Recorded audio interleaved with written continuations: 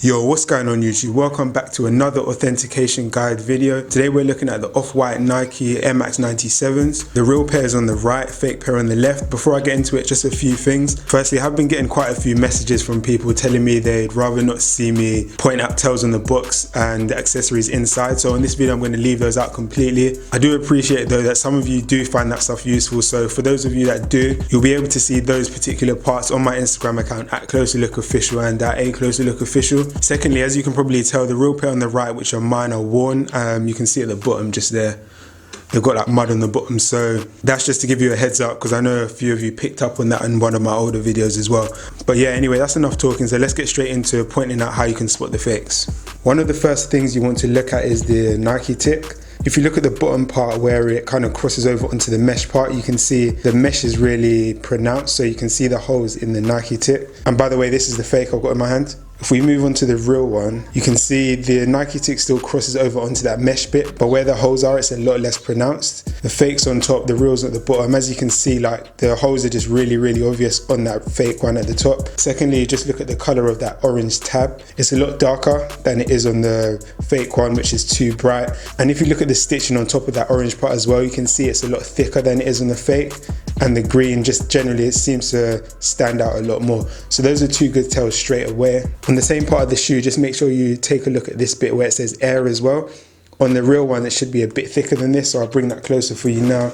As you can see from up close, there is quite a big difference in the thickness of the lettering, so that's another good spot. Even if you're looking at these on foot, once you see quite a few of them, these tells do become really obvious, so these are good things to look out for, especially when shopping online. Another detail which is towards the heel of the shoe, which is also quite good to look at, is this Nike tick here. On the real one, the tick is just a bit more defined, and if you also just take a look at how the tick's actually shaped, you can see it's a bit too hooked on the fake one, so it kind of curves back that way. Whereas this one's just a standard Nike tick, so it kind of goes upwards more. If we move on to the other side, we've got some more writing again here. On this side, the main difference is in the text. This can be quite difficult if you don't have them side by side, because the main difference is just in the font.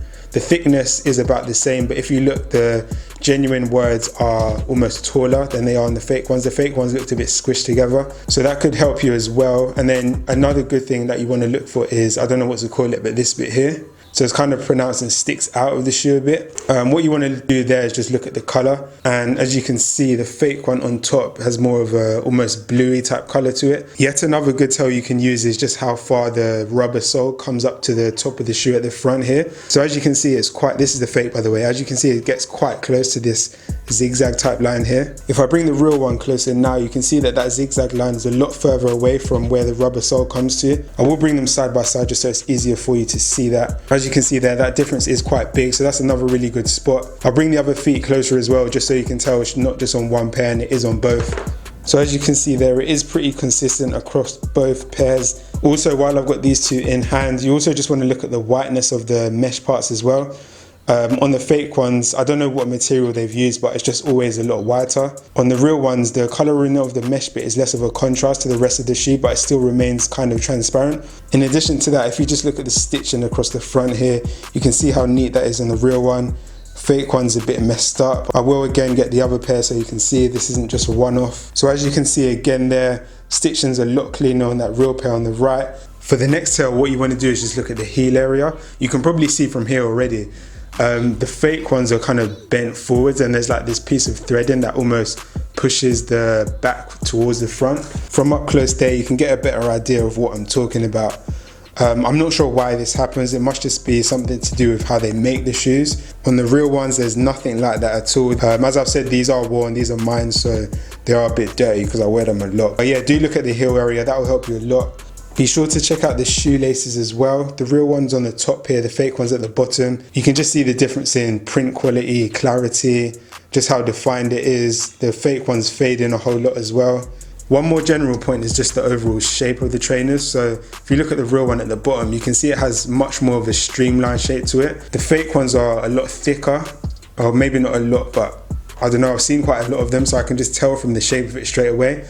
The front is too, like, it's supposed to just kind of almost just go in that streamlined shape and kind of continue along diagonally, whereas these ones kind of like flatten out here And then what it does is it just makes the overall build of the shoe a lot more bulky, and that is a characteristic of a lot of the fakes. I'll bring the real one closer again just so you know what I'm talking about. The last thing I'll show you on here will probably be this little Nike tab here. So this is the fake one here, and the only thing I've noticed on this is if you look at the little R's, they're not as clear on the fake as they are on the real ones. So this is the fake in my hand now. Try to ignore the stains and stuff. As I said, I have worn these a lot, so they are pretty messed up. But as I was saying, if you look at both the R's, you can see they're a lot more, again, just defined. This is like the same across a lot of the fonts. Fake at the top, real at the bottom for you there. Should be a lot easier to see what I mean. So that covers all the quick ways you can spot fake Nike Off-White Air Max 97s. If you do want further tells or want to see stuff in more detail, because there are a few more things, such as tells on the insole, the sizing inside the shoe, stuff like that. Even the sole, there's a few things on the sole, but if you do want to see that stuff, do follow me on Instagram at CloserLookOfficial. I've showed you enough in this video for you to be able to spot fakes, hence why I haven't bothered showing you everything, because it will just take forever. There are a lot of things with this shoe, so hopefully this has been enough. Hopefully it helps. If you do have any questions, leave them in the comments. If it's helped you, leave a like. Stay tuned for future content, and as always, I'll see you again on the next video. Peace.